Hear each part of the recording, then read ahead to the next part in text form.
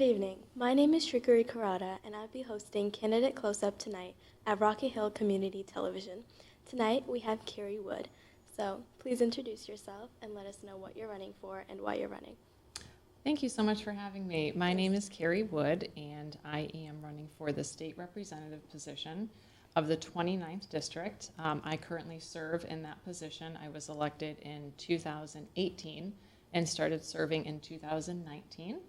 And I was born and raised in this town. I love Rocky Hill. The district also includes Wethersfield, and I happen to work just outside the district in Old Wethersfield, so I'm there all the time. But I really have a passion for the community. I love the people that are my neighbors and friends and constituents, and it's just a work of passion for me. I get to help people every day. I get to learn something new about the community. Businesses invite me in and give me tours. I get to help nonprofits grow and do really cool legislation up at the Capitol. So for me, I look at it as a learning experience, as something I love to do, and really a way to give back to the community. I love that. So starting the interview, our first question, how can we make college education more affordable for our students? I love this question, and I love that you're asking it because you're looking at going to college Yeah, at sure. some point. So I heard this often from people that they would graduate school and then they'd have some college debt that would saddle them and follow them around, from job to job. So one of the bills that I introduced the second year I was in the legislature was to allow businesses to pay some of people's college debt and receive a tax abatement through the state. So we do have that bill. So I always tell recent grads, when you're interviewing for a job, negotiate having some of your college debt be paid down by your future employer. That can be done, and the employer can get tax credits. The other thing we did that I'm sure you've heard a lot about is debt-free community college. And debt-free doesn't mean free. What it means is that when you graduate college, you will have no debt. So it's based on your income. You may be able to pay some towards college. You may not be able to pay anything. We want to make sure students leave with a degree and leave debt-free so that they're ready for the workforce and don't have to worry about having any sort of debt follow them around. I also think we should, and we're doing a better job at this, but really making sure that we're not pushing students into a 4-year degree.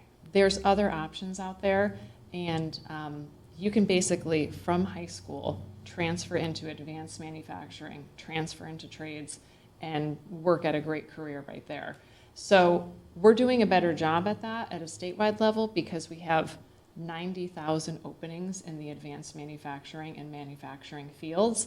And those companies like Electric Boat and Pratt & Whitney and the aerospace industries are now going into the schools and helping train students. It's a pathway to the workforce from high school into the workforce. Again, the trades, carpentry, electrician, plumbing, these are jobs that you can start making a lot of money on right out of the gate. Some people don't need to get forced into that 4 years and not really know what they're going to do. Instead, we should be looking at trades, we should be looking at aerospace, biotech, and making sure that those are available at the high school level. I recently did bring Electric Boat to the principal at Rocky Hill High and made that connection. So I found that the Rocky Hill school system is very open to looking at different options for their students. For sure. So if you're elected, will there be any plans you will endorse or continue to support if, once you're elected, to help create and ease out student loans? Yeah, I mean, absolutely. I think that we need to look at the policy that we passed in terms of this tax credit and ask students, was that successful for you? Did that go far enough? Talk to the businesses. Did this help you recruit the type of talent that you needed? So I always look at the policies that we have in place as it's not going to be perfect right out of the gate. I would definitely love to revisit those, tax incentives that we did. I'd also like to, work with our university system outside of our community college. We need to make sure as a state that we are funding them appropriately. I heard you say you wanted to go to UConn. I did, yeah. I don't want enrollees to have to pay for the functioning of UConn through tuition. So your tuition going up every year is not a success story. What's a success story to me is that you're able to go to UConn, you're able to afford it, you're able to get a quality education, and you're not leaving there saddled with debt. So having those communications with UConn, with Central Connecticut State University, with Western, making sure that they're appropriately funded so that we're not making students like yourself have to pay, the full burden of staffing and salaries and, keeping buildings in place. Would this work if someone wanted to do an online program or wanted to go out of state? Absolutely, yeah. Okay. Moving on to the next question regarding environment. Recently, Ferry Park was closed for a while due to environmental issues and rising river levels. If you are elected, what is your plan for preventing these situations in the future and overall better educating the public on these issues? Thank you for asking that question, because I think I want to share something that's really cool about the Connecticut River and this part of the state. So the Connecticut River Valley floods every year. So every time the snow melts in, at the end of winter, we have flooding. I think you've probably seen it. If you go down to Ferry Park, you see it along I-91. This means that we have some of the most fertile farmland east of the Mississippi. And I always love to share that fact with people, because all that silt that's coming down the river that, deposits in our great meadows, we're able to have some of the best farms around. But your question is more geared to the rest of the summer and all the flooding that's going on. So how do we stop that? Well, I think the infrastructure that Rocky Hill and other towns have in place needs to be upgraded, and I know a lot of that has been going on. We need to be able to prepare for these extreme weather situations.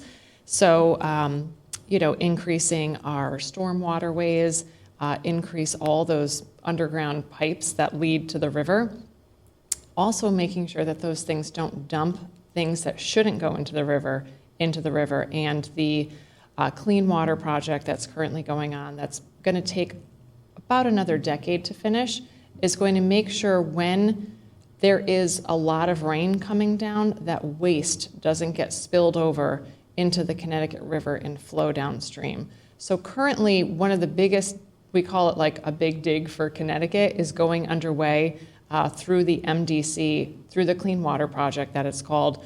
And eventually, I hope sooner rather than later, because they've had to extend the project because of the cost, but eventually that means that when those weather conditions happen, sewage will not be spilling over.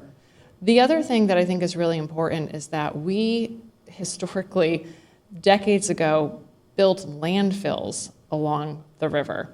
So what this means is that there's leaching from those landfills that are going into streams and waterways that end up in the Connecticut River. So how do we prevent that going forward? I do this program, I'm not sure if you ever came to it, but I would love to have you there. It's called Trash Talk, and it's really educating the public about what we put in the garbage.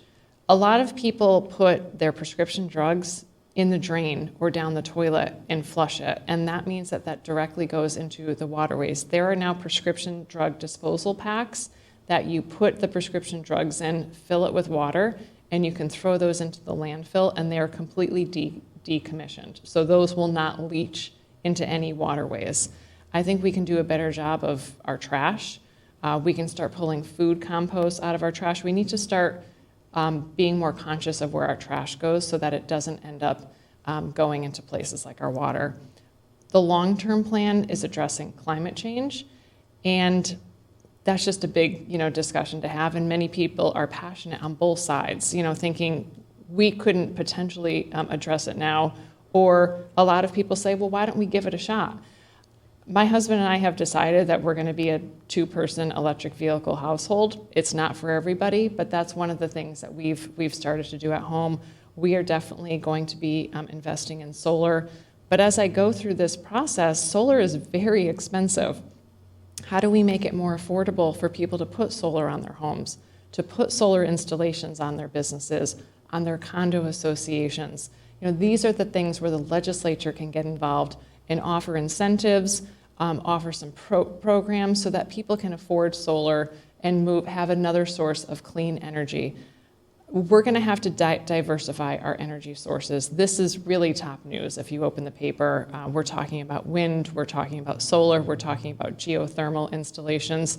And as a legislator, I want to be in a position that I can help explore all those different options and give people the tools they need to make the appropriate decisions going forward. So back to the idea of how people are throwing trash, prescription drugs, how can we tell people that this is not what we're supposed to be doing, we should do this instead? Are there any plans that you plan on giving to the public if you're elected that will help people change this and help create a better environment for us? I would love the help of anyone to kind of spread this message. So I have hosted a forum called Trash Talk, and the purpose of that really was to educate people of what should be going in the blue bin and what should be going in the green bin. I think I need to do that every year. Additionally, we worked with DEEP to try to get a food waste removal program situated in Rocky Hill where people can take their food waste out of the trash supply. What happens when you take that out? Well, you can use it for composting. Some communities are using that as energy into anaerobic digesting.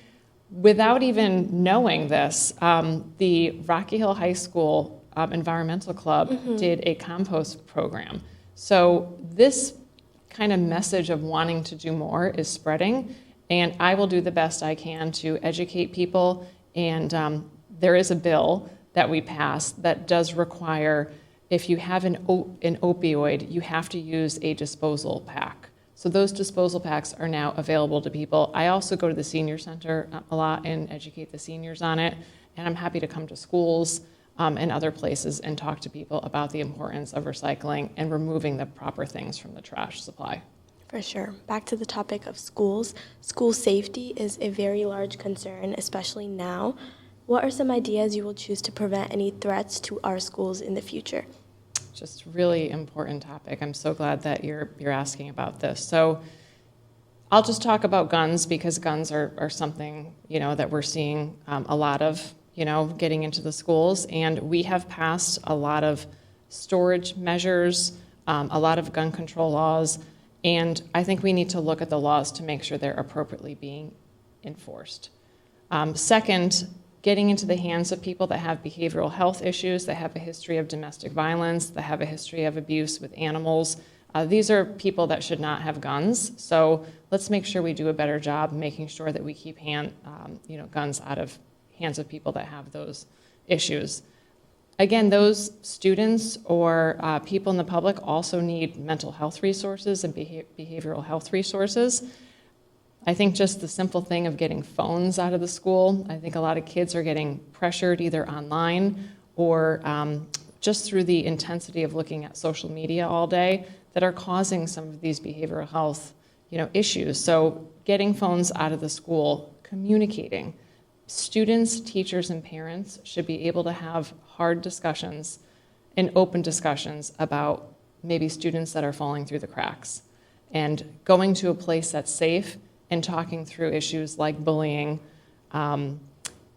kids that are showing signs of being lonely. There's a loneliness epidemic, and there's actually things going on in the community right now, people in the community that are leading efforts to address these things. I want to mention Gary Sikorsky, who's a member of a group called For All Ages, and he's trying to put intergenerational people together to address loneliness, to make social connections. And I think it's really important for us to understand that, since COVID happened, I think a lot of us kind of got stuck in a bubble. And we're really part of not just a family unit, we're part of a community that's part of a state, and we're all connected. Making sure people don't fall through the cracks is really important, and we can do a much better job. In terms of tools to addressing safety in school, there's some really cool technology out there right now. I'm sure you've heard of artificial intelligence, but we can be tracking on social media apps, through phone calls, through texting, when people are maybe feeling suicidal, feeling lost in society, having conversations that aren't healthy, and those types of tools we can use to predict things and stop them before they get worse. Also, I've noticed that Rocky Hill High School is using therapy dogs. I think when situations of bullying or some of the, emotional support is needed, there are now programs that include dogs coming into the school to just kind of ease that burden and make kids feel more safe. So there's so much we can do. I know that Rocky Hill schools are open to all of those things, and they've done a wonderful job of keeping our students safe. So in terms of mental health, which is a really big deal, especially high school, like all these ages, are there any programs that you will, such as the therapy dog, that you might introduce into the high school that may keep kids from becoming more comforted and feeling better and less lonely? Yes. I mean, I think mental health is really one of the biggest discussions that we've been having at the legislature. And the best that I can do is making sure that our schools have the funding they need to provide those services. So that is one of the roles that I have, is to make sure funding comes to both Rocky Hill and Wethersfield for our schools to implement programs to address mental health, to address situations before they get worse, to bring therapy dogs in school. So I am working closely with the superintendent and with the leaders at our Board of Education to make sure I can be that bridge for the appropriate funding. Moving on to back to environment, a lot of farms in Rocky Hill were impacted due to flooding, and millions of dollars of crops were ruined. And now that the season is returning, what projects will you plan to initiate or continue to support to prevent any more losses for these farmers in the future? This is really important to me. This is something that I have been fighting for the last year. I've been going to a lot of press conferences with the governor, with the Department of Agriculture, with my colleagues in the legislature who are along river communities. We have been begging for the budget to have a line item to directly go to helping farmers that have lost crops. Just to give you a little bit of history, this isn't the first time this has happened. There have been devastating flooding that happened 10, 11, 12 years ago. A lot of these same farmers that we're trying to help now have taken out loans and have debt from disasters that have happened a decade ago, and they're still paying that off today.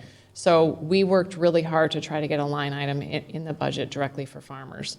I will tell you that Massachusetts, Vermont, and New Hampshire all used ARPA dollars, which is the American Rescue Plan Act dollars, to fund their farmers anywhere from $10 million to $20 million. We have not done that in Connecticut.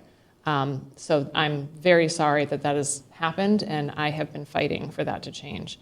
Secondly, I put forward a bill this last session, which is creating an insurance fund that helps farmers during extreme weather incidents. And this is not federal farm insurance.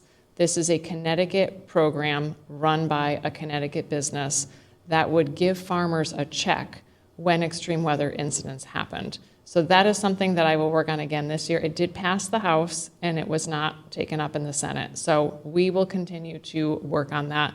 And I want to let you know that all the farmers in the community did come and submit testimony. So they're very much engaged in this process with me.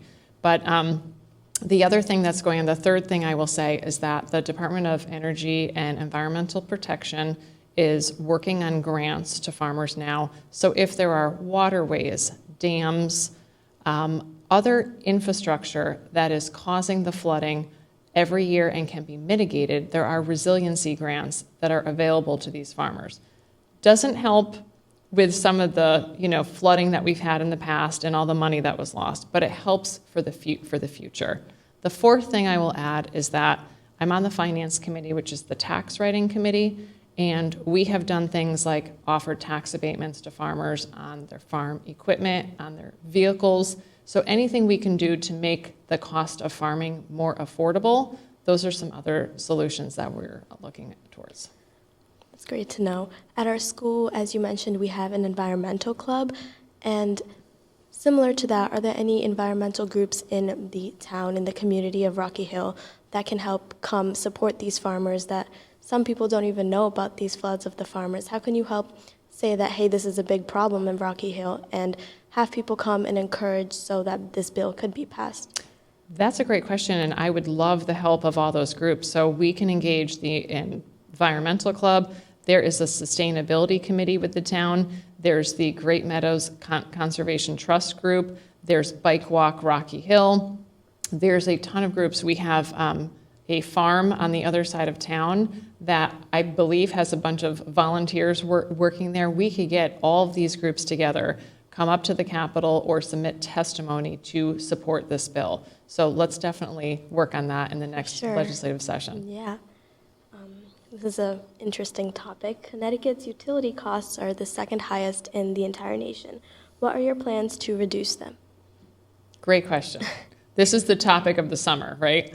So I will tell you that when July 1st hit and we opened our bills and saw some of the highest numbers that we've ever seen, it was something that really just made me stand up and call my colleagues and say, this is not a sustainable policy.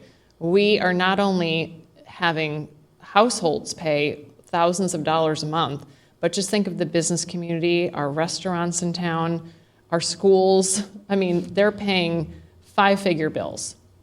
We can't continue down this path. So I'm a member of the Moderate Caucus. We're a group of fiscally conservative Democrats, and we have been meeting weekly with Pura, Eversource, UI, industry experts, DEEP, anyone that you can think of in the energy space to come up with a solution. And I promise you that we will have a comprehensive bill that will lower energy costs as a priority in the next legislative session. That being said, there's a history in our state of regulatory policy that has gotten us to where we are. And I think we all should just, acknowledge that we can do better in this space, and we have to do better. I don't want businesses to look at our surrounding states as, hey, that's a better place to do business because it's too expensive to move to Connecticut. I don't want people making decisions that are talented people that may come into our workforce and say, hey, we don't want to go work at Harvard Healthcare or Yale because it's too expensive, to own a home. These are things that we have to address with our energy costs. And it will definitely be a priority for me, and it'll be a priority for many of my colleagues in the next session. In terms of timing, I think this is a pretty important topic when summer rolls around, because that's when the AC starts going. What timing can we estimate that, hey, this is going to happen, and when next year rolls around, we won't have to worry about our bills, and we won't have to worry about, keeping our AC down low and worrying about our utility costs? If we do nothing, next July and August, we will have these huge bills again. So we have to do something before that time frame. And we're actually paying off a debt to Eversource over the next 10 months through our public benefit side of the bill. It's very complicated, but basically that's one of the reasons why our public benefit side is so high. That's a 10-month pay down. So that will be paid off at some point. Also, people who did not pay during COVID, they do have to pay that debt back. So even though we're paying a lump sum to Eversource and UI, people will be paying that back over time, but it may take a long time. So in terms of timing, the legislature goes into session January of 2025. You can expect to see something happen 2 or 3 months from there. In terms of affordability, there's people that can't afford to pay these utility bills. How do you plan to help them? People who have to worry about their costs and their water bills and their lights. How can we support them during this time? Another great question. This is something that I have been working on all summer. Anyone that has trouble paying their bills needs to reach out to me. And there are programs, both at Eversource, with your oil, with your gas, with your water, that people can get on. For Eversource in particular, there is a lower income tier. So if you qualify, you are automatically paying a lower amount. And just to give you an example, many of the senior citizens in town who are on fixed incomes are on that lower tier, and they're capped at $100 a month. Anyone that is having trouble paying, say they got like a $1,000 bill for July and August, but then their bills are lower the rest of the year, you can amortize that cost so that it's like the same rate every month. So it means that, say your October bill is $200, you may pay $350, just so that you have a steady $350 bill throughout the year. Those are just a few of the programs, but there's a lot of programs available immediately. One of the things that I'm shocked to learn is that there are third-party providers that are much lower than Eversource, And you really have to shop around to pick a third-party provider, and a lot of people don't know that. So again, they can call my office, I can connect them to Eversource. We have programs to subsidize oil and water and other parts of the utility. So if anyone's having trouble paying, they need to reach out to my office right away, and we will get them on a program to help. In terms of getting the word out, how do you plan to do that to let people know that there are opportunities to have this happen and you can reach out and you can get help? I have an email list. I use social media, and I also put things in the rare reminder and any paper that will cover stuff. So those are the means that I'm doing now. If you're hearing about this for the first time, that means I need to do a better job. So I will keep reposting those things to help spread the word. For sure, yeah. Last question. I am part of the Rocky Hill Historical Society, and we work very hard to preserve the history of our town. What does history mean to you? How is it important to you, this town? And how do you plan to help promote history of Rocky Hill, if elected? I love this question. I'm also a member of the Rocky Hill Yes, I've seen you there. Historical Society. I think they do wonderful events. So I personally repost everything that they put out there, because all the events that I've been to, I've learned so much from. So I think just making people, aware that our historical society is so rich and so talented, and just doing so many things for the community is one way. I love that the schools are now bringing students to the Academy Hall and doing walkthroughs where members of the Historical Society can teach the history of our town. I'm a member of the Daughters of the American Revolution. I'm a member of the Hawley Society. We focus on history, we preserve history, and I can't think of a better thing that we should do. I love reading the Rocky Hill Life that comes out, and our town historian, who I learned is retiring, Yes. always puts some really great articles in there, but I just think attending, all the stuff that they do.